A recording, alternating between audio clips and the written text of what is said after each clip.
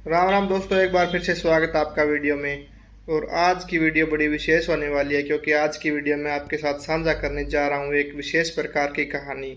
कहानी का शीर्षक है त्याग की भावना। तो आइए शुरू करते हैं कहानी को। तो एक बार एक व्यक्ति हरिराम नाम का बड़ा ही कंजूस होता है। उसने अपने जीवन में किसी को कुछ दान नहीं किया होता।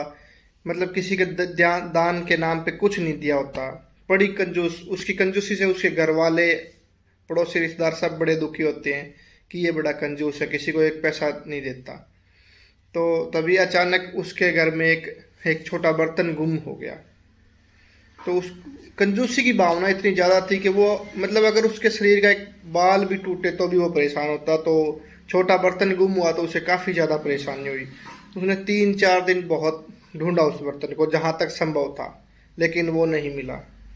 तभी उनके गांव के चौपाल में एक विद्वान आए हुए थे, जो 3-4 दिन से सत्संग कर रहे थे, अपने प्रचार कर रहे थे। तो हरिया ने सोचा कि उस बर्तन के लिए इस विद्वान से पूछ के आते हैं, ये बताएगा कहीं ना कहीं। तो हरिया उसके सत्संग में जाके बैठ गया और सत्संग सुनने लगा। तो हरिया ने सत्संग खत्म होते ही वो सवाल पूछा। तो विद्वान ने कहा कि आज नहीं बता पाऊंगा मैं इसके बारे में, आप कल फिर से आना। तो हरिये ने एक दिन गया, दूसरे दिन भी गया, नहीं बताया। तीसरे दिन गया तो तीसरे दिन भी वो नहीं बता पाया। लेकिन जब वो चौथे दिन गया तो हरिया को वहाँ पे लंगर चलता हुआ मिल गया। तो हरिया ने लंगर खा लिया और वापस घर की तरफ जाते जाते सोचने लगा कि ये ठीक है, अच्छी बातें भी सुन लेते हैं और लंगर भी खाने को मिल जाता है। तो खुशी खुशी चला गया। अगले दिन जब उस विद्वान ने पूछा सभी सत्संग में आने वालों से कि कल कल जो लंगर किया था, लंगर का प्रोग्राम था, जिसने लंगर खाया, लंगर खाने के बाद किसने कुछ कितना कितना दान किया। तो सभी ने बता दिया, किसने जो जिस अपने श्रद्धा के हिसाब से जो दान किया था सभी ने बता दिया, मैंने इतना किया, मैंने इतना किया, मैंने इतना किया। लेकिन हरिया के मन से तो, हाथ से तो एक पैसा भी नहीं छूटने वाला था, तो वो क्या बताता। तो उसे बड़ी शर्मिंदगी फील हुई। तो अगले दिन फिर वो सत्संग में आया हरिया। तो जब वो अगले दिन सत्संग में आया तो अपने पास एक गंठड़ी बांधे हुए था कीमती सामान की। तो सभी उसको देख के, हरिया को देख के सभी बड़े जोर जोर से हंसने लगे कि ये कंजूस आदमी आज क्या लेके आया, जिसने कभी अपने जीवन में एक पैसा भी दान नहीं किया। देखते हैं, वो मतलब एक आश्चर्य का, एक चर्चा का विषय बन गया। सभी उसके पीछे पीछे हो गए हरिया के। तो तभी हरिया गया विद्वान के पास और जाके वो गठड़ी उस विद्वान के चरणों में रख दी, उस संत महात्मा के चरणों में रख दी कि ये लीजिए महाराज जी।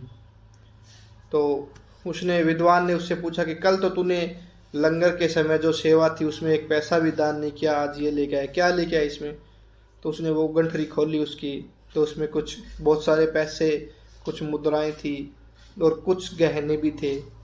तो सभी बड़े हैरान हो गए उसे देख के कि ये क्या हुआ, ये तो 1 रुपया भी नहीं देने वाला था और आज इसने इतना इतना दान किया, ये कैसे संभव है। तभी विद्वान ने उसे अपने पास बुला लिया और विद्वान ने उसको बोला कि आओ आप मेरे साथ बैठो यहाँ पे। तो हरिया वापस पीछे पीछे चला गया और हरिया ने बोला कि ये क्या, ये तो फिर पैसे का ही, अब मतलब पैसे की इज्जत हुई, मेरी क्या इज्जत हुई। अगर मेरी इज्जत होती तो कल होती।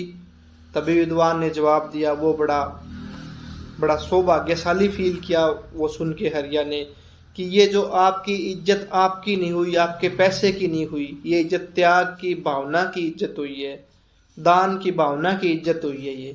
तो ठीक उसी प्रकार अगर कोई त्याग की भावना, दान की भावना रखता है तो उसकी बड़ी इज्जत होती है। और पैसे का क्या है, पैसा तो हर किसी के पास है, लेकिन हर किसी के पास दान करने की भावना नहीं होती। तो दोस्तों, आज की कहानी का विशेष शीर्षक यही था कि हमें त्याग करना चाहिए, दान करना चाहिए ज़्यादा से ज़्यादा समाज सेवा में, या जहाँ तक संभव हो, या जिस भी डेरा या मंदिर या जिस भी प्रकार की संस्था के हम अनुयायी हैं, वहाँ पे हमें ज़्यादा से ज़्यादा डोनेशन करना चाहिए।